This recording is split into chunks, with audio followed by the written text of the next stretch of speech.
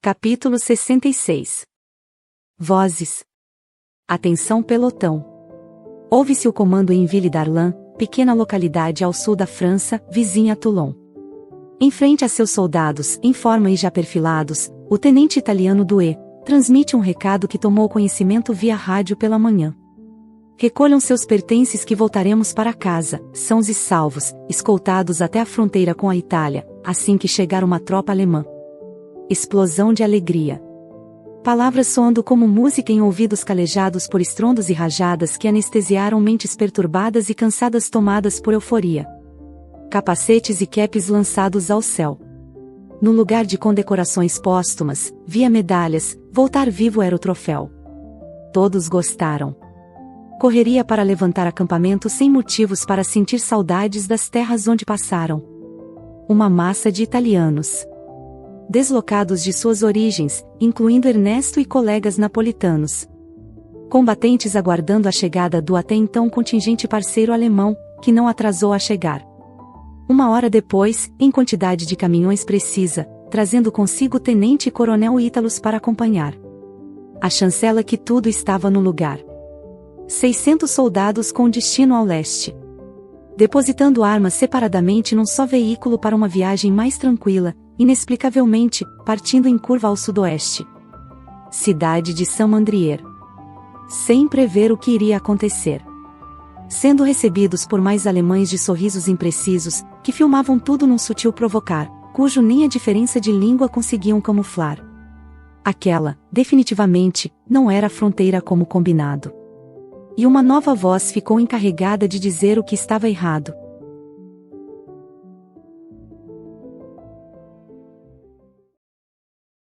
Capítulo 67. Ecos. Atenção pelotão.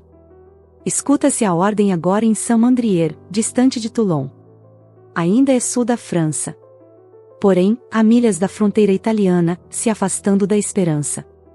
Em frente àqueles soldados, recém-chegados, calados e alguns já desconfiados, o coronel italiano Sprio transmite o verdadeiro recado que naquela manhã ouviu. Aquilo que foi dito a vocês, horas atrás, sobre os alemães os levarem para a fronteira de casa, foi uma farsa. Silêncio de mordaça. Fomos enganados. Já que a Itália se uniu aos aliados. Olhares espantados. Palavras que adentraram os ouvidos traídos dos itálicos soldados como arames farpados, vindos de uma liderança postada em cima de uma caixa, a mais ou menos 1 metro de altura do chão. Fazendo o mesmo sumir, debaixo dos pés daquela inocente multidão, sem chances de reação. Entregues. Desarmados. Paralisados. Desolados. De farda, mas sem alma. Crianças. Despidas do uniforme da confiança. Uma massa de italianos. Massacrados internamente. Que haviam ido do céu ao inferno novamente. Descrentes. Ernesto e seus colegas napolitanos. Militares há anos, atentos às devastadoras palavras finais do discurso de seu dirigente soberano. Sendo assim, a partir de agora, todos vocês são prisioneiros dos alemães. Deflagrando uma bomba sonora os deixando órfãos de país, pátria e mães. E todos aqui serão levados para a Alemanha. O último golpe que atingiu a todos nas entranhas. Ernesto sentiu sua vida passar naquele filme de 1 milésimo de segundo que não é raro. Enquanto a voz de sua consciência agiu rápido, tratando de deixar tudo muito bem claro. Conhecerás o inferno de perto e ainda é incerto se terás preparo.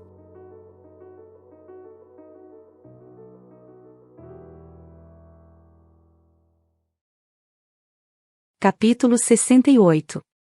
A retomada. Ao invés de querer ser forte, treine para ser resistente. Era a mensagem que propunha as folhas do calendário daquele mês de setembro corrente. Norte da Itália, dia 8. Roma segue atacada e é finalmente tomada por alemães estrategicamente não afoitos. Sul da Península, dia 9. Na mesma proporção, tropas aliadas desembarcam nas praias de Salerno e o contra-ataque se move. Cidade Eterna, dia 10. A tomada continua com alemães em paraquedas para encontrar e libertar Mussolini, feito busca-pés. Cordilheira dos Apeninos, 200 quilômetros acima de Roma, dia 11. Após uma interceptação de mensagem em código, eis o lugar onde os carabinieri, captores do líder do fascismo, o escondem.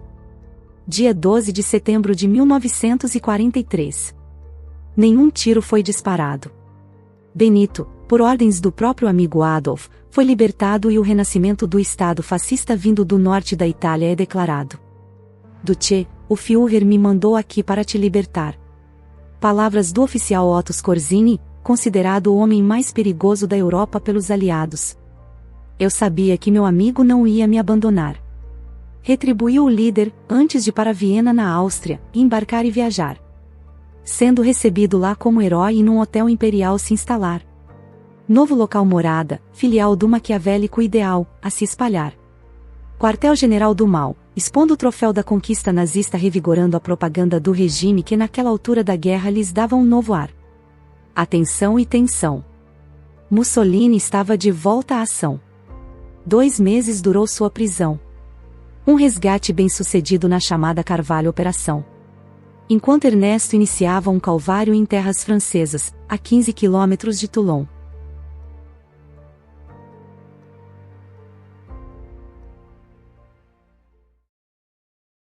Capítulo 69.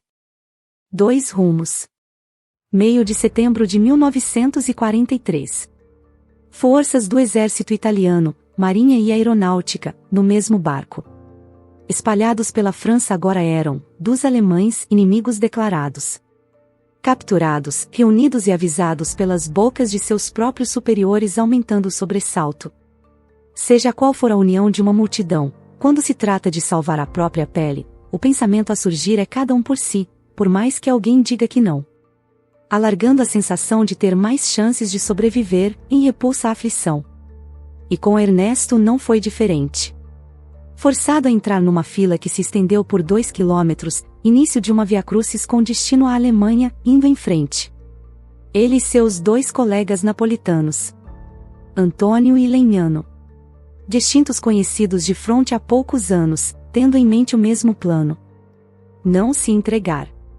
Um, havia deixado a namorada na Itália e para ela queria voltar. Outro, mais adiantado, prometera à noiva que ao regressar do combate iriam se casar. No entanto, por enquanto, era o azar que aparecera adiantado subindo ao altar. 3 homens enfileirados em meio a outros tantos, formando centenas, obrigados a marchar. Seguidos por guardas alemães a cada 50 metros, atentos a os escoltar. Em cada rosto, uma história. A cada passo, as lembranças de suas trajetórias. Em cada gota de suor frio que escorria, o gosto amargo da não-vitória se aproximando a passos largos sentia. Ernesto suspirou com saudades de casa. Olhou para o lado e na face de um nazista, viu um leve riso sarcástico adiantando o que lhe aguardava. Quis o destino que estivessem ali. Seguindo um caminho, que para mudar, exigia coragem para agir.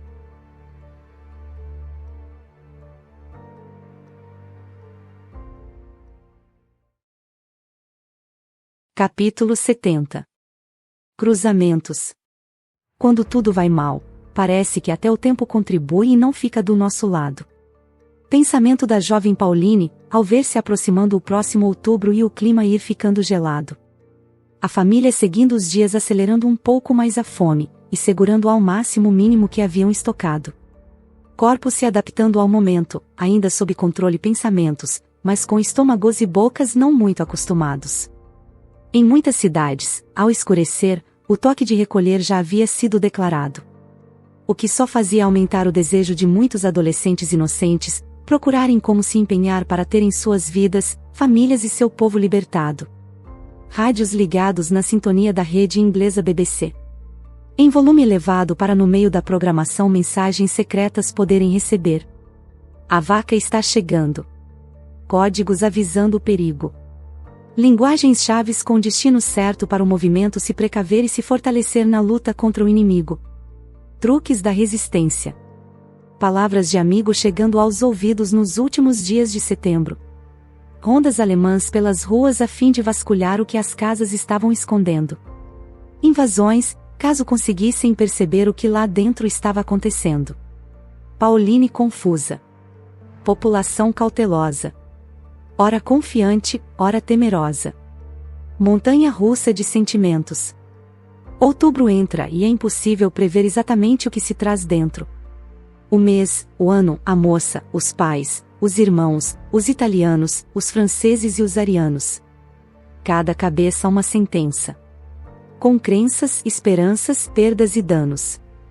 Histórias diferentes cruzadas. Umas rotas de desvios devidamente já traçadas, e outras ainda esperando em encruzilhadas.